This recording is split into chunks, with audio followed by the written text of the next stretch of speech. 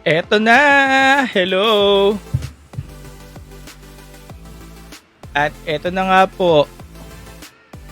Thailand versus Philippines. Sino mag-aakala na yung mag-roommate pa? Mag-roommate pa talaga yung natira. Sila ang final two. Ibibigay kaya sa atin? Woo!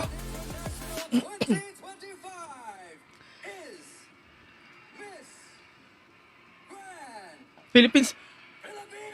Oh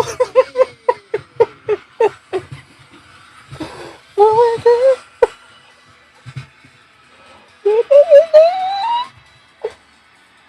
Oh my God.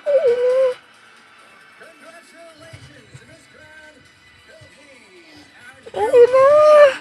Miss Grand International 2025. Ala. Ala. Ibinigay kay Emma. Congratulations once again. A fantastic performance here this year. Taking home the crown is Miss Grand Philippines. OMG. And our first runner-up is Miss Grand Thailand. Proper coronation, yes. Ala, hindi mo naakalain na kasi ang hirap ng laban ni Emma. Alam niyo kung gaano kahirap ang naging laban ni Emma, di ba? Kasi back to back. Ang ina. Galing yung bayaw magiliw.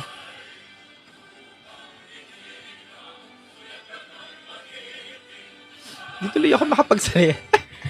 Dapat ready na yung commentary ko eh. Hindi tuloy ako makapagsalita.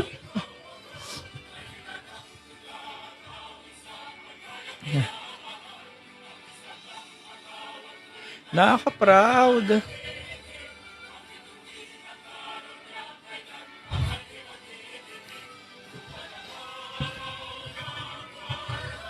Ako din. Naiiyak ako, hindi na ako makapagsalita. Hindi ko na ina-expect.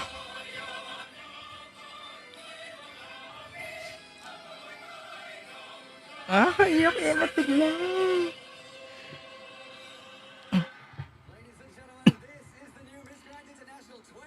So hindi ko na nga ina-expect ceremony. For the flag ceremony.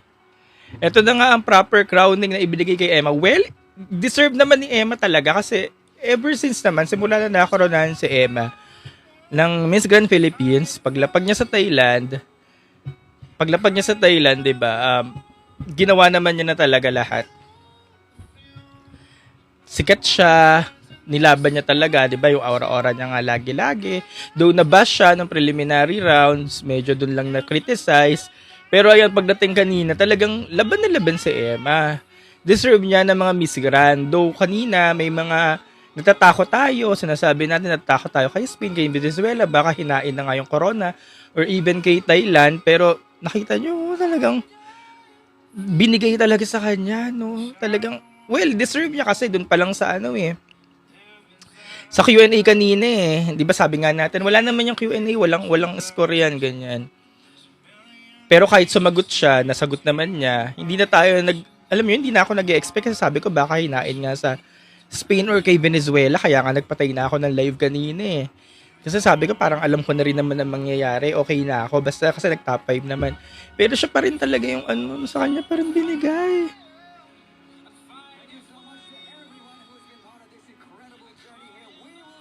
Nakakatuwa. India, yes, nasa India siya. Nasa India siya next year. Ay, may replay. Ay, may replay ng reaction. Grabe naman yung uso ni Eva sa replay ng reaction. Ah. Lucky Charms si Akisha Albert. Oo nga, Jet, no? Oo nga, Jet, no? Nandito pala si Akisha Albert, no? Kahit hindi siya yung kasali, hindi siya kalaban or co-contender, lucky charm pa rin siya kasi nandyan siya. Oo, sige. Ayan, pag-usapan na nga natin yung nangyari So hello sa mga viewers natin, magandang gabi. Siguro lahat tayo in shock, kahit shock ako, although nag-expect tayo na sana makuha ni Emma. Yung alam niyo yun, nag-expect tayo na sana ibigay na. Sana koronahan. Pero hindi na natin na-expect na ibibigay.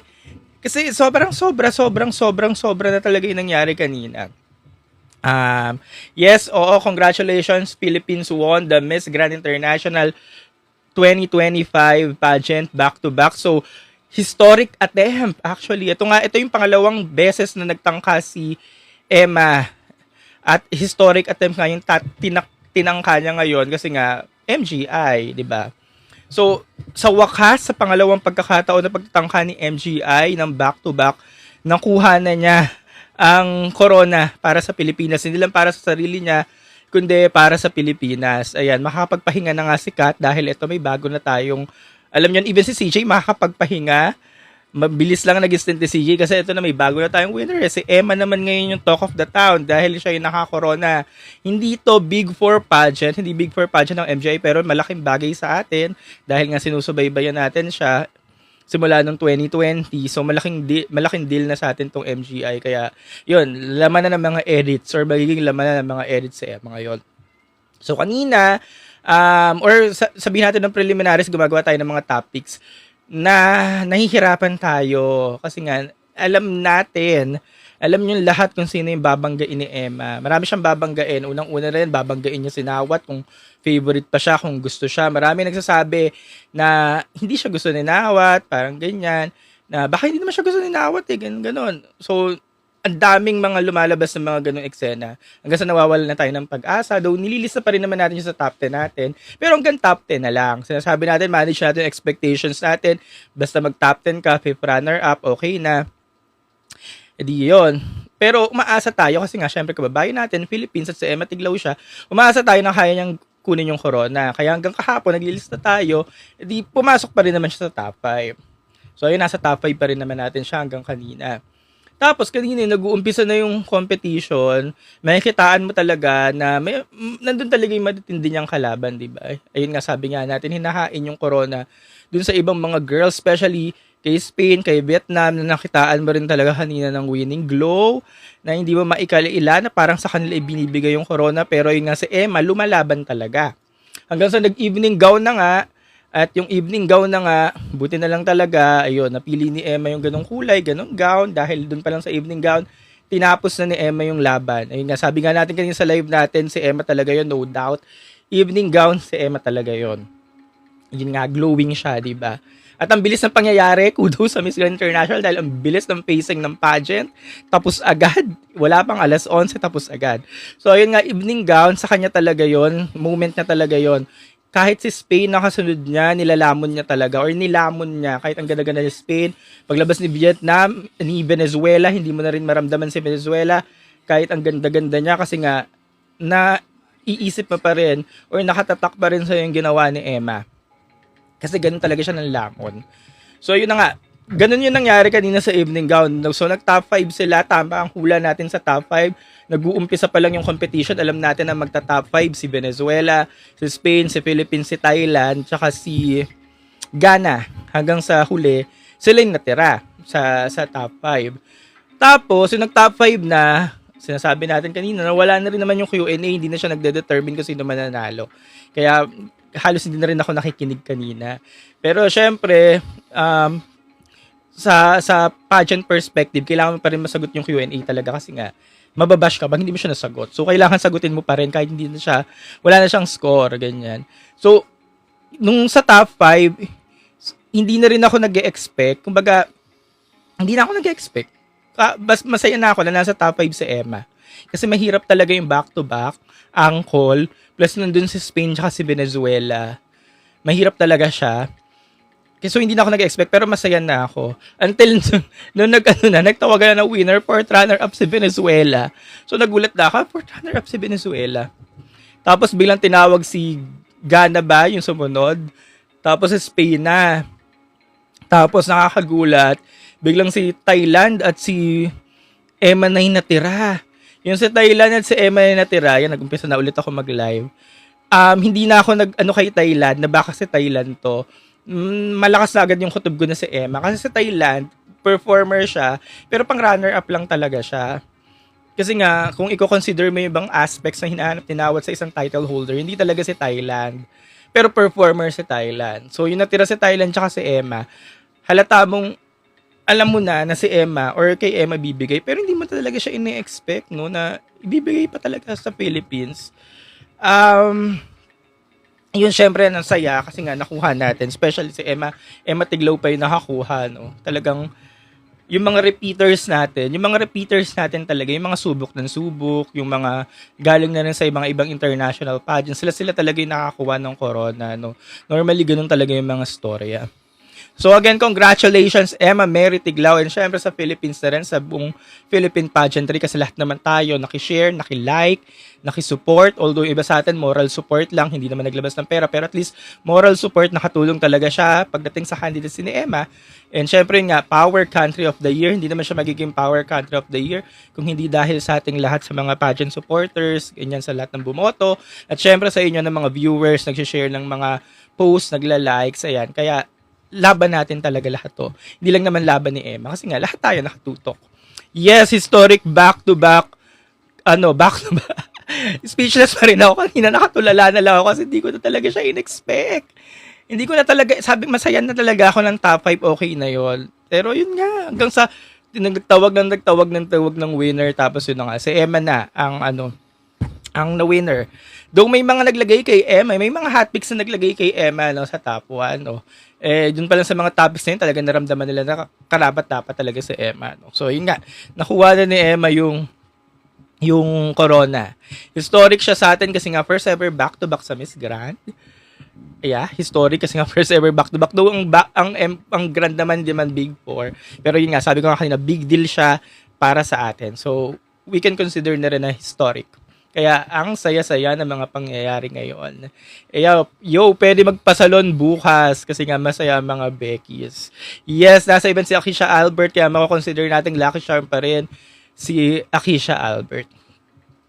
So kanina, may mga nagtitrigger na naman kanina na nasan daw yung mga bashers ni Emma na sino yung unplaced, ngayon nga nanalo na si Emma. Well, hayaan na natin ulit yung mga bashers kasi ngayon nababasa ko na naman yung mga bashers na sabi nila nagpapauto na naman daw tayo.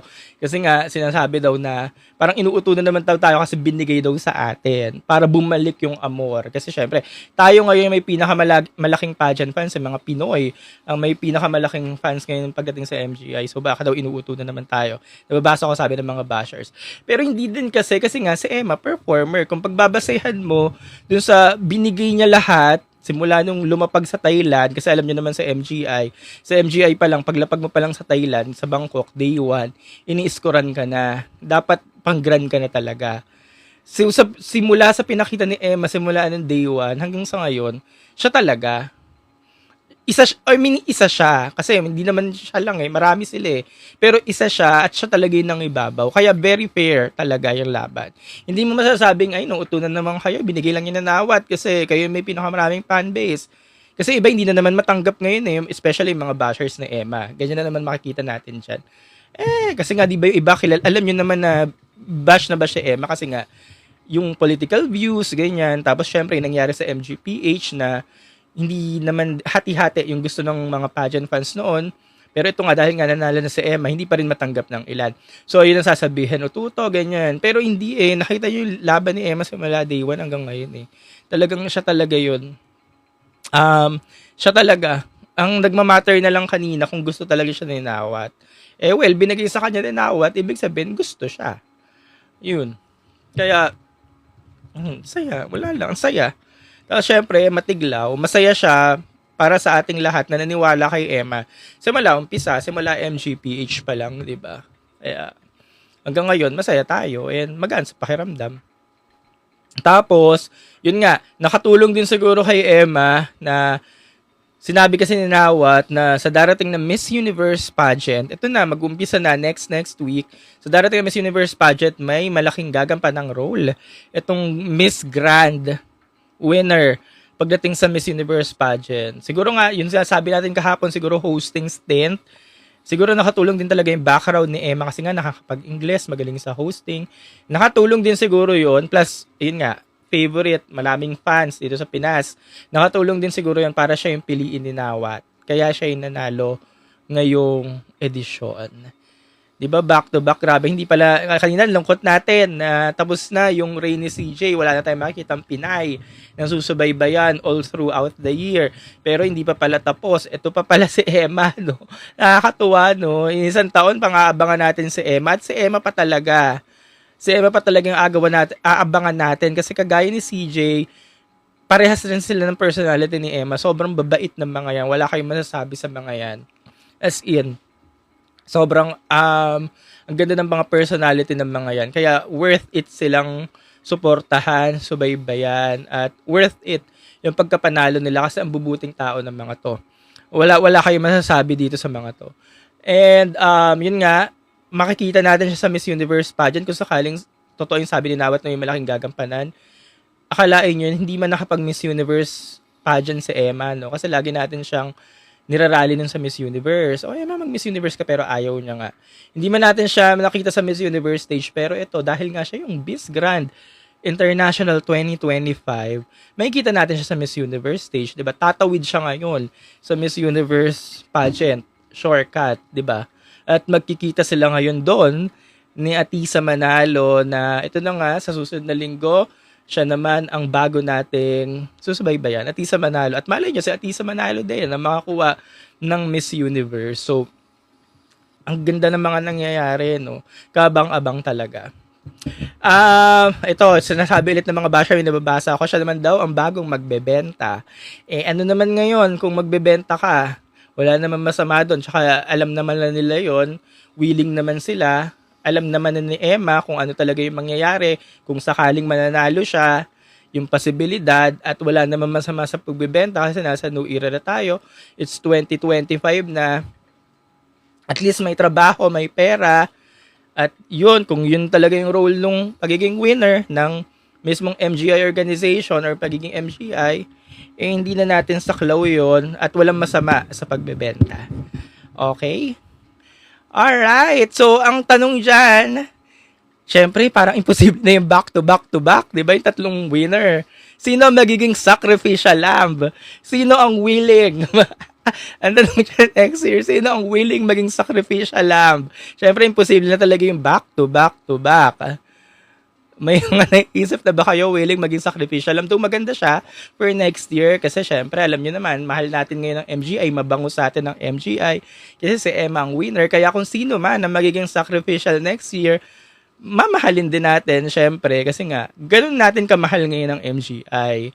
Though alam nating sacrificial lamb siya pero magandang experience para sa kanya yun at syempre sa India siya magko-compete. Alam nyo naman, pag sa India, new place, new tradition, new culture, bagong bansa mapupuntahan mo. So, magandang experience na rin yun para sa'yo. Yeah, imposible na talaga yung tatlong winner tatlong bansa sa magkakasunod na taon back to back. Imposible na yun, di ba? Kaya sacrificial lamb talaga yung susunod.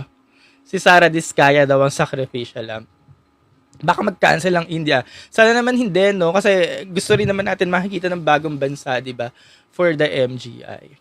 So, yun. Alam ko, masaya ang tulog nyo. Masaya magiging tulog nyo ngayon, maaga pa, alas 11 pa lang. So, any questions and concern? Wishlist for next year? Laban na natin si Iliana. Si Iliana talaga. Hindi, si Herlin Budol. Ilaban na natin sa Herlin para laro talaga. Kung laro, sacrificial lambling naman ang gusto natin di laban na natin yung sikat. Yes, Atisa na po. Next week, umpisa na tayo for the Miss Universe. Hindi, yung sa laro na, wag nyo nang i-risk yung mga Miss Universe pa. Yung mga nag-Miss Universe pa, like Celeste, Michelle D. Wag na, ang magiging sacrificial lamb din naman, wag na. Di syempre, doon na kayo sa bago na sikat. Sabak niyo po sino Imelda? Si Imelda ay nasa Miss Universe na. Pero yun nga, ano pa yung mga observations nyo kanina sa MGI? Kasi maganda naman yung flow ng pageant kanina. Tuloy-tuloy yan. Sabi nga natin kanina, very fast pacing yung pageant. Ang bilis. Hindi na ako nakatayo sa inuupuan. Di ba kaya ako na yung sumuko, nag-close na ako ng live kanina. So, sobrang bilis niya. Maganda yung nangyari kanina kasi nga syempre si Emma yung nanalo eh. Tuloy-tuloy talaga na si Emma yung lumalabas sa stage. Nakikita natin siya. Yun lang talaga kanina yung pero yun lang yung talaga yung kaninang ano natin yung kaba, yung kasi nga si Venezuela at Spain pumapasok talaga. Masaya rin talaga yung gano'n na hindi ka na nag-e-expect na sana si Emma. Masaya rin talaga ganun, no? Na basta pumasok ka lang sa top 5, yun yung pumasok na okay na, no? Kasi at least yun, ganda ng mga pangyayari, ang ganda ng resulta. Kaya dapat lagi lang talaga tayong ganun. Basta mag top 5, top 10, para pag ikaw yung nakoronahan, yun. Yung mga clueless ba, ganyan. Ang ganda tuloy ng mga pangyayari kanina. Mamaya nga magre-replay ako eh. Kasi hindi ko siya masyadong naramdaman. Alam mo, na-absorb kasi nga natulala ako. Kasi nga, natulala ako tinawag si Emma. But yeah, kayo ba? Ano ba yung mga hinaing nyo sa buhay ngayon? Bukas daw magbebenta na si Emma. O nga, no, bukas na start ng mga, ano niya eh, guesting, ganyan, mga stint niya. O, di makikita natin siya sa TikTok. Eh, kikita talaga si Nawat. Ganun yung gusto ni Nawat eh, di ba? Siyempre tayo mga Pinoy Pageant fans, pag nakita natin sa TikTok, papanoorin natin siya, tapos makakabili rin tayo kung sakali. Yun yung sinasabi nating hatak. Kaya dapat talaga yung girls, may hatak talaga pagdating sa audience, sa fans. Siguro nakatulong talaga yung Power Country of the Year, no? Nakatulong siya, no? Kasi nga, engagement eh. Laki ng engagement eh. Ikaw ba naman kung pageant owner ka at gusto mo talaga money, pipiliin mo talaga yung malaki yung engagement, malaming hatak. Sa Facebook na lang eh. Magkano na yung kinita ng post niya na may million likes, ang daming views, ganyan. Magkano na lang algorithm na yung kinita nun na engagement, diba? So, every time may post mo sa Emma, tas ilalike ng mga Filipino pageant supporters, malaki talaga yung kikitain. Kaya dapat talaga yung mga, hindi lang Philippines, yung ibang mga bansa din, ganun, matuto sila sa ganun, na kailangan yung, kung gusto nila manalo, kailangan talaga mag-effort, kagaya ng ginawa nila. Same din sa babaeng magiging sacrificial lamb next year. Hindi naman sa pag-aano, pero sacrificial lamb ka talaga. Kung sino man yung next year na babae, Philippine delegate, sacrificial lamb ka talaga. Hindi man sa pag-aano, pero yun. 2 times MGI first runner-up, Engpa and Bell. Ano yon? Anong meron doon? Sabi ni John, sa wakas, makakapagpahinga na daw yung winning moment ni Catriona. Totoo kasi may bago tayong winning moment. Ito nga, si Emma Tiglao na lagi makikita natin sa mga edits. Pag-usapan naman natin yung mga bakit daw nawala. Unang-una sa Guatemala. Guys, alam nyo na kung bakit nawala si Guatemala. Evening gown, hindi niya talaga forte yung evening gown. Kagaya na nangyari sa preliminary competition, sa swimsuit lang siya magaling. Pero pagdating sa preliminary evening gown, gegewang-gewang. Kanina, sa evening gown, nagla-live naman tayo, alam niyo naman yung reaction ko, hindi niya talaga moment yung evening gown. Kahit yung makeup niya, wala na. Hindi mo siya makikitaan na ang ganda niya na siya yan. Hindi na talaga. Kaya hindi na rin siya pumasok sa top 5. And yung nag-uumpisa pa lang tayo, yung nasa pa-swimsuit competition na natin, sinasabi na natin yung top 5. Ang top 5 dyan, si ganto. Wala na talaga si Guatemala. Kaya hindi mo na rin masisisi. Kahit kahapon, gumagawa tayo ng top picks, si Guatemala nasa top 5 ko. Pero kanina habang nagpo-progress tayo, nawawala na talaga siya. Hindi niya talaga gabi. Hindi gabi ni Guatemala kanina. Yung evening gown, wala na. Tapos, yun, si Spain tsaka si Venezuela, gabi talaga nila ngayon. Sila yung umpisa pa lang sila yung nandyan. As in, gabi nila, sila yung pumapasok talaga. Si Ghana, gabi rin ni Ghana ngayon. Kasi hanggang evening gown, ang ganda-ganda ni Ghana. Stunning siya, statuesque. Si Thailand, di makikakaila, nandyan yun sa Thailand kahit anong mangyari. Papasok yan kasi sa Thailand siya. Kaya sila talaga yung nasa top 5. Hindi mo na matitibag yon kasi kanina pa lang, nag-uumpisa pa lang yung show, nakalaan talaga sa kanila yung 5 spot. Obvious na nakalaan sa kanila yung 5 spot. Ano pa ba? Pero yung winner, doon ako naniniwala na kanina sabi ko may winner na yan, nakalista na yung winner na yan. Pero nag-iba yung ihip ng hangin, binigay kay Emma talaga. Yun yung nakakatuwa. Na nag-iiba-iba rin pala minsan nung, alam mo yun, timpla. Yung ihip, ganyan. Kasi mukhang si Spain talaga kanina eh. Nakakatakot siya. Si Venezuela nawala na nung evening gown eh. Pero si Spain talaga yun. Pero yun, talagang nababago-bago lahat. Siguro ayun, sa finale kanina, or baka siya talaga yung nakasulat, si Emma. Well, pabor naman talaga sa atin na si Emma. Kaya yun, ang ganda ng laban kanina. Nawala daw si UK. Si UK hindi siya pang top 5. Pang top 10, okay na yung pang top 10. Kahit saan namang listahan, nasa top 10 lang si UK. Brazil and France, wala talaga sila. Hindi talaga sila pang kausad-usad. Pang semis, oo. Pero yung mga pang top 10, hindi na talaga. Twice daw na runner-up si Thailand. Si Eng Phang at saka ito si Gatchabel, di ba? Um, siguro ano bang kulang kay Eng pa? Kay Gatchabel. Um, ano ba, ganda? Performer si Gatchabel. As in, performer siya. Ganun, garan talaga. Pero, hindi talaga ganun yung proportion siguro na gusto ni Nawat. Gusto talaga, kasi maliit si Gatchabel, di ba? Hindi siya katangkaran. Hindi naman sa hindi naman sa ng physical attributes. Pero, hindi talaga ganun proportion ang gusto ni Nawat. Kaya nga sinasabi natin lagi, hindi talaga pwedeng maliit sa MGI. Kasi hindi ka talaga uusad kapag yung proportion mo hindi pasok sa standard ng MGI pag petite, ganyan. Masyado siyang petite, gano'n. Hindi talaga pwede. Yun yung isa siguro sa ikinatalo ni Gatchabel. Isa pa, communication skills. Semplang-semplang. Di ba, ang mananalong MGI ay may gagawin nga daw sa Miss Universe. Sa Miss Universe pageant, di ba? Paano ka makakapag-host? Paano ka makakapag-host kung semplang-semplang Ingles mo, di ba? Or, alam mo yun, gaganon-ganon, gegewang-gewang. Kaya yun yung nilamang ni Emma kay Thailand. Pero nakakapag-performer si Thailand. Alam nyo kung gano'n yun talaga ginawa lahat kanina. Pati sa evening gown.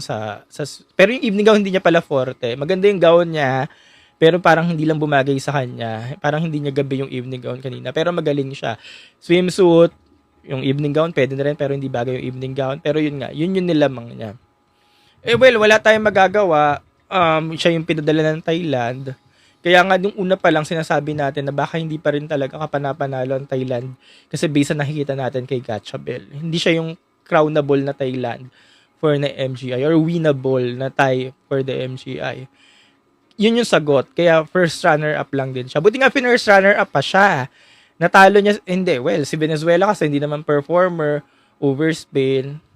Wala, kung tutusin, si Gatchabel talaga yung performer. Venezuela versus Spain, si Gatchabel talaga. Yun, deserve niya talaga yung first runner-up. Buti nga hindi sa kanya binigay. Gusto niya ba sa kanya binigay yung MGI 2025? Buti nga na-consider si Emma talaga. Kasi si Emma na talaga yung deserve. Over Ghana naman, but hindi si Ghana umusad? Si Ghana hindi talaga ganun yung standard siguro ni Uncle pagdating sa beauty. Pero modeless siya, di ba, statuesque, ganyan. Statuesque, diba, modeless. Pero baka hindi niya gusto yung androgynous. Hindi niya gusto yung androgynous na look pagdating kay Ghana. Sasabihin natin, magkaparas naman sila ni Abina, black. Pero si Abina kasi, makikitaan mo pa ng mukhang babaeng factor. Ganyan. Mukhang babae, ganun. Baka hindi niya lang gusto yung androgynous talaga pagdating sa girls. Although fluency Ghana, no? Kung sabihin natin kung hosting, makakapag-host to. Para nga siyang Zozibini. Pero baka hindi lang ganun yung standards niya pagdating sa beauty. Ayun. So ano ba yung mga binasag ni Emang haka-haka? Unang-una binasag ni Emma yung haka-haka na pag maputi ka daw, hindi ka daw pwede sa Grand. Kasi para daw ang gusto ni Uncle, pag Grand, pag Pinay, mukhang Pinay, hindi mukhang Vietnamese, hindi mukhang Chinese, hindi mukhang Thai, hindi maputi. Pag Pilipino daw, or pag Pilipina, dapat daw morena. So, binasag siya ni Emma, yung mga ganong haka-haka na, yun pala pwede naman palang tisay. Pagdating sa Miss Grande, pwede naman palang chinita, pwedeng maputi. Yun. Kasi pumasok nga si Emma. Pero isa pa rin talaga yung naninindigan ako pagdating sa MGI. Pag MGI talaga at matangkad ka. Habaan, matangkad, malaki kang babae, malaking bulas. Hindi talaga uubra yung maliit pagdating sa Miss Grand. Kasi kung si Gatchabel, yun yung kinatalo or kinatalo or kinalamang ni Emma pagdating kay Gatchabel. Hindi ka talaga uubra pag maliit ka pagdating sa MGI. Kailangan yung standards yung physique mo pasok sa standard ni Nawat. yun nga, yung habaan talaga, malalaking babae, malalaking bulas, kaya makipagsabayan sa proportions at sa aesthetics ng mga Latina. Kasi kanina yung hale-halera sila. Yung aesthetics ni Emma, yung proportions niya, pantay-pantay na lang sila nila Venezuela, nila Spain, tsaka ni Ghana, mga statuesque model X. Pero si Gatchabel na iwan, di ba? So, yun. Tapos, yung gown, nagmamatter pa rin siya. Kailangan talaga pagdating sa kasi grand na grand yung gown ni Emma kanini. Siya talaga yun eh. Yung gown nagmamatter siya pagdating sa finals. Kaya siguro siya yung nanalo. Remember India last year? Si India yung talagang kinuha ni India yung moment dun pagdating sa evening gown. Di ba naalala niyo si last year si India? Ganun din si Emma kanina. Kinuha niya yung moment. Tapos nagsigawan na yung mga tao na, ano ba sinisigaw? Emma ba o Philippines, Philippines? Kinuha niya yung moment kanina eh. So nakakatulong talaga yung grand na evening gown. Pag ikaw talaga yung ibabaw sa evening gown, makakatulong talaga yun sa'yo para talaga makakorona pagdating sa dulo. O yun. Lahat sila eh, kahit yung nangyari kay Isabella Menin din yun ng evening gown eh, kahit kay Luciana Foster din yan. Pero lahat sila yun. Evening gown talaga will make or break you talaga pagdating sa finale. So, yun yung mga natik ni Emma kanina. Ano pa mga observations nyo dyan? Since daw sa India gaganapin, wala pa rin po ako maisip kung sino kasi nga sabi natin kanina, kung sino man siyang pupunta sa India, sacrificial lamb siya. Sacrificial lamb siya, either first runner-up pababa na lang. Kasi imposible talaga yung back-to-back-to-back. Imposible yun. Back-to-back-to-back, tatlong winner. Imposible na yun. First runner-up below na lang yan. Maglalaro. So, sacrificial lamb. Pero mali natin, posible pala, back-to-back-to-back. Kasi yung kay laban nga ni Emma, nahirapan na tayo kasi nga back-to-back ang tatangkain plus ankle, di ba? Pero, nangyari siya, no? Malay naman pala natin posible yung back-to-back-to-back. Tatlong winners, no? 3 times in a row, Philippines. But yeah, congratulations again, Philippines, Emma Tiglao for winning Miss Grand International 2025. So, kung ano pa yung mga nyo, wala naman siguro kayo masamang masasabi na ngayon, no? Wala naman sigurong dapat patunayan pa si Emma kasi napatunayan na niya eh. Ano pa mga komento nyo dyan?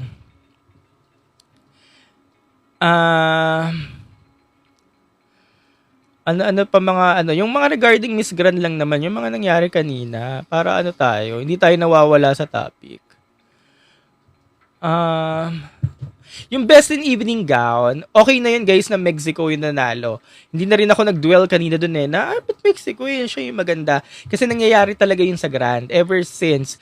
Tapos, sumpang award yan, yung mga best in swimsuit, best in evening gown. Kung sa ibang pageants, hinahanap natin yan kasi nga, ang mananalo best in swimsuit, best in evening gown ang siyang mananalo ng title. Hindi yan uubra sa Grand. Sa Grand, consolation, consolation award. Ever since, lalo na yung evening gown, ang evening gown hindi pumapasok sa top 5. Sabi ko kanina sa live ko kanina, ang pinaka greatest trauma ko dyan sa best in evening gown, si Mexico noong 2020, yun siya yung nanalo ng evening gown, na gustong gusto ko siya, pero siya yung nanalo ng evening gown, hindi na siya nakapasok sa top 5. Kaya wag na kayo mag-dwell doon, bakit si Mexico yung nanalo ng evening gown? Okay na yun. Wag nyo nang i-issue, panalo na nga si Eme Hurley na lang daw next year. Kung gusto niya ako, wala naman kaso sa akin kung Herlin Budol. At least sikat na sa Herlin. Sikat, ano pang hahanapin mo, di ba? Laro daw yung bakit pumasok si Colombia. Ito, na-explain na rin natin to kanina. Explain lang ulit natin ngayon. May rules talaga na gano'n ng MGI. Yun nga, yung votings na. Matik, magta-top 10 ka talaga pag ikaw yung pinaka malaking nakuwang boto. Nangyari lang kanina na si Colombia, hindi siya kasama sa semis. Kaya yung inawardan siya, matik talaga, top 10 siya. Nangyayari kasi dati, yung nakakuha ng botong ganyan, kasali rin sa semis. Kaya, wala nang pinagtatalunan. Nangyari siya ng 2022, ulitin ko ulit, 2022, nangyari siya. Yun. Kaya ganun din kahalaga yung mga ganyan-ganyang boto. Kasi kung hindi ikaw yung originaling nasa semis, mag-shortcut ka pa top 10. Nangyari din siya yung time ni Samantha Bernardo, yung si Cambodia ata yung nakapasok kasi Laos. Basta ganun siya. Nangyayari siyang ganun. Kaya wag na kayong mag-away-away sa luto yung Colombia, bakit daw nandyan si Colombia. Tsaka kahit kung pumasok si Colombia performer, preliminary pa lang, yung wahin pa lang, nagpe-perform si Colombia. Nawala lang siya kanina sa speech round. Kasi siguro kinabahan siya yung nauna, bigla na lang nag-shortcut, kaya nawala siguro. Wala namang score yung speech round kanina eh. Kaya okay na yun. Ano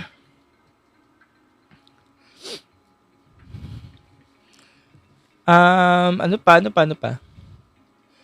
May kinalaman daw yung global beauty. Pwedeng nakatulong yung award na gano'n. Basta yung mga awards, nakakatulong siya. Yung mga global beauty, especially mga power votes. Basta may mga kinalaman sa votings. Nakakatulong siya. Nagbibigay siya sa'yo ng puntos. Hindi automatic na mananalo ka or papasok ka. Pero at least kahit paano, makakatulong sa'yo yun. Dark Horse daw. Siguro ang pinaka-dark horse na pumasok sa semi si USA. 'Di ba top 20, tapos dinagdagan ng 2. Si USA na siguro yung dark horse na pumasok. Hindi si Tanzania ang dark horse kasi umpisa pa lang nandiyan na si Tanzania. Yung sinabi ni Nawat na kailangan niya or gusto niya ng dalawang Africans, ang laging lumalabas sa listahan, si Ghana at si Tanzania. Kaya never naging dark horse si Tanzania. Why daw na-unplay si Peru? Ano bang pinakita ni Peru? Alam nating magaling si Peru, pero hindi level up yung performance niya dahil nga sa nangyari sa kanya. Kaya, ang daming mas nag-perform. So, syempre, mas pipiliin mo yung nag-perform talaga. Kaya nga pumasok si USA. So, USA, yung pumasok siya kanina, ginawa na niya lahat. Halos naglupasay na eh. Kaya yun. Si Martinique, nasa radar na yan. Hindi mo masabing darker si Martinique, nasa radar na siya eh. Umpisa pa lang nasa radar yan si Martinique, nasa top 20 na yan ang lahat. Siguro si USA na nga. Si Japan, hindi mo na ding masabing dark horse kasi simula na ng tumbling yan, nakilala na yan eh. At sinabi natin papasok to si Japan kasi may eksena. Pero pumasok si Japan kanina kasi nanalo siyang Best in Talent. Yun, nagkaroon siya ng automatic pass. Saan daw nagkulang si Indonesia? Di ba nga sinabi natin na sinabi rin pala ni Nawat na gusto niya 2 Asians. Pumasok naman si Indonesia sa semis, pero hindi na siya umusad. Kasi nga sabi ni Nawat, 2 Asians lang gusto niya. 'Di ba? Pero at one point natakot tayo kay Indonesia kasi sabi natin malakas sa business side sa Indonesia. Pero kung titingnan mo sa physical aspects sa aesthetic ni Indonesia, hindi siya proportion. Yun nga sabi natin, malaking puntos talaga kay Nawat pag proportion yung girls. Nandun pa rin siya sa standards ng girls na mananalo na talagang tinitingnan niya yung proportion ng babae. Hindi talaga si Indonesia. Yun. Malaking talaga kay Nawat yung puntos yung build. Ayun nga, yung aesthetic, physical attributes. Kailangan maganda talaga, malaking bulas, matangkad, habaan, yung babae. Kasi paghahali-halera mo na ngayon yung mga winners niya eh. 'Di ba? Yung pantay-pantay, 'di ba? From lahat, si mahaba ang lehig, matatangkad. 'Yun. Gawin mo na lang reference mula 2022 si Isabella Meni na 'yan. Kahit si Rachel Gapta, si Gio Piazza, and ngayon si Emma Tiglao. Mapapagtantu-tantu mo na. Why Kosovo naman daw? Hindi naman talaga performer si Kosovo kasi. Hype lang talaga siya. Kaya wala na rin tayong pagtatalunan dyan kay Kosovo kung bakit hindi pumasok. Sayang daw si Czech Republic. Actually, originally nasa top 5 ko siya. Kanina, okay din yung evening gown niya. Siya yung unang lumabas kasi letter C siya. Okay yung evening gown niya, tapos sinundan siya ni Ghana, okay din sila. Pero dahil siksik na sila eh, hindi na pwedeng top 6 eh. Kaya naiwan siya.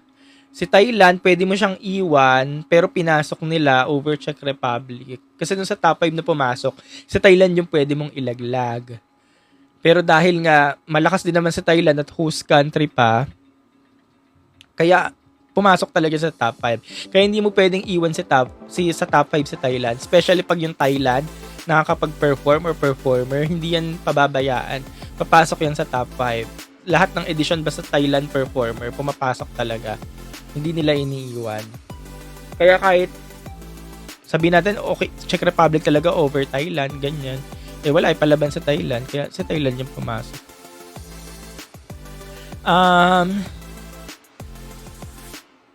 Pero yun nga, buhay na buhay daw ang Emma Bell. Kasi nga, di ba, best friend sila, no? Si Gotcha Bell tsaka si Emma. Malamang may stint yan pagdating sa Miss Universe. Wala silang pinagkaiba sa Antonia Purcell at Michelle D. Yung mga ganong eksena. Peru and Chelsea Manalo. Wala silang pagkakaiba sa mga ganong eksena. Yon.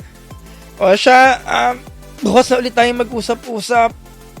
Didiretso na ako sa pagko-content. Maraming salamat ulit at magandang gabi. Bye-bye! Siyempre pa si TikTok Pageant Guru Carl Loyola. And I'm your TikTok Pageant Guru, TikTok Pageant Guru, TikTok Pageant Guru Carl Loyola.